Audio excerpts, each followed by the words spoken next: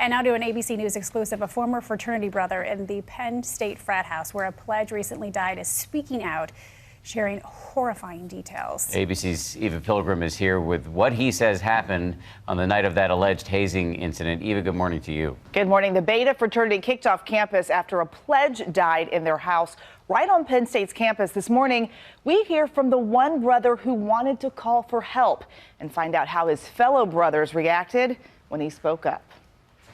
This morning, a Penn State fraternity brother speaking out. Almost 20 of his fellow brothers now facing charges 3 months after a pledge died at their frat party.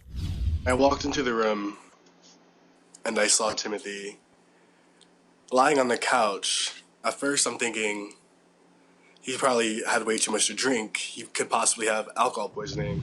19-year-old Beta Theta Pi pledge Timothy Piazza fell down a staircase inside the fraternity's house on the evening of February 4th. Prosecutors saying one brother even allegedly texting he fell 15 feet down a flight of stairs, hair first, going to need help. Cordell Davis says despite his repeated pleas to call 911, no one did. Fellow brothers pushing him against the wall when he spoke up. They said, "No, you're overreacting. You don't know what you're talking about." And I said, "No, I really do know what I'm talking about. He could have a concussion." This didn't have to happen.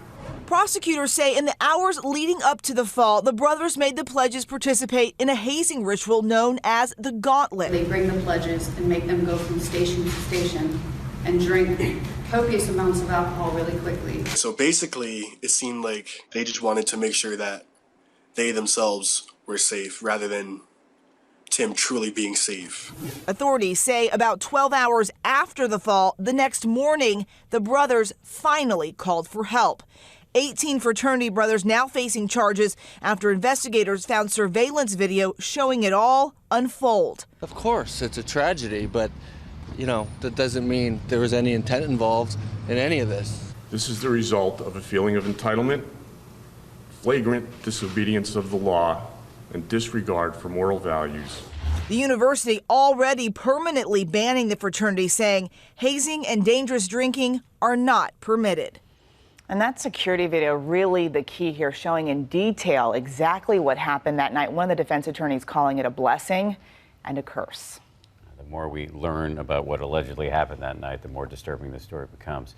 Eva, thank you.